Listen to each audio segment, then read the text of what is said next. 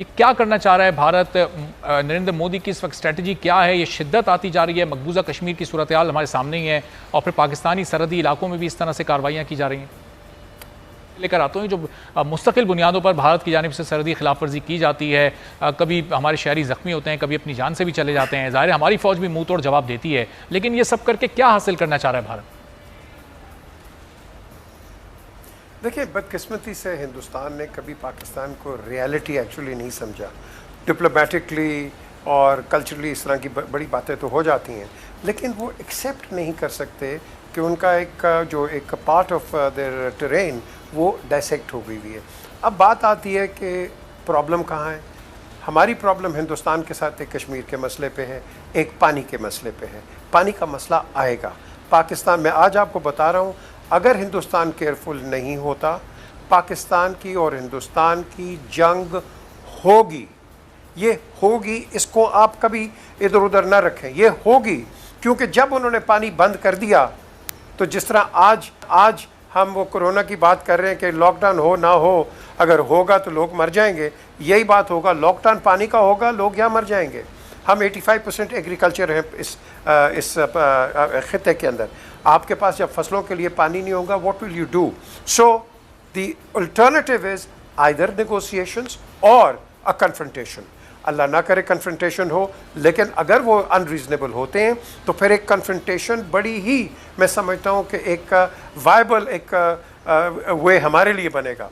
लेकिन बात आती है कि ये क्यों कर रहे हैं, ये बार बार कभी भिंबर ले लें, कभी इधर ले लें अपना। ये मिर्ज़ा हम गुफ्तगू कर रहे थे पाक भारत इस कशीदगी की। जो 5 अगस्त वाला इक़दाम था जो भारत की जानिब से उठाया गया, उसके बाद दुनिया भर में ऐसा रुका नहीं है। क्या बड़ी बड़ी आलमी ताकतें भी इतनी बेबस हैं? डोनाल्ड ट्रंप ने कई बार सालसी की पेशकश की, इनडायरेक्टली शायद भारत को रोकने की भी कोशिश की हो, लेकिन कहीं कोई अमली कदम ऐसा दिखाई नहीं दिया कि इस कशीदगी में कहीं कम आए, सूरत हाल बेहतर हो। ऐसा क्यों है?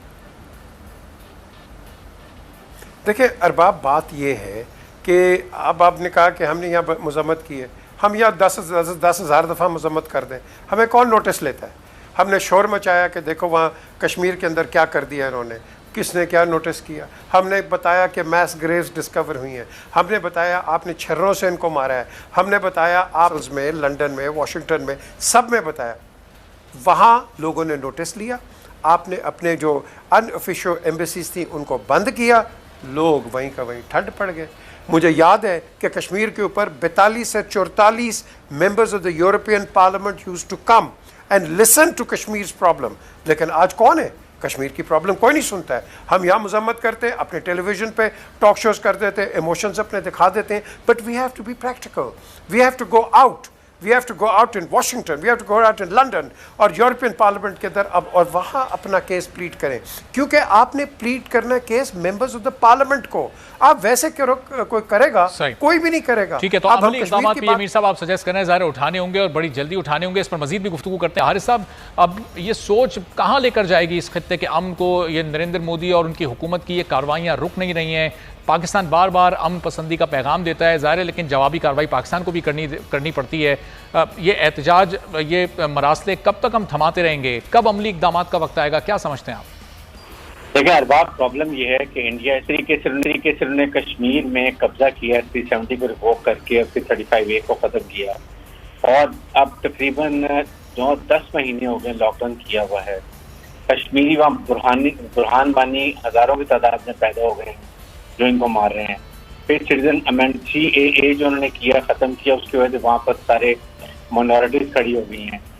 फिर इस चाइना में जो इन्होंने अभी हरकत की थी कि वहाँ पर इन्होंने टुक्स उतार दिया दौलत बेग पे, और वहाँ मकसद ये था कि CPEC को वहाँ पर एक डिस्टर्ब करें, लाइन ऑफ कम्युनिकेशन को। चाइना ने ओवर रिएक्ट, बिल्कुल टाइम पर रिएक्ट किया और इस पर कब्जा कर ली। ये रो रहे हैं, अभी इन्होंने मुलाकात भी की है, इनका 3 स्टार गया था, उनका 2 स्टार आया था। फिर भी उन्होंने कहा जी हम इस एरिया में नहीं है, हमारा ये एरिया है, थाईलैंड एक्चुअली कंट्रोल है, हमने अपना एरिया ले लिया। अभी भी उनका 40 किलोमीटर पे और क्लेम है।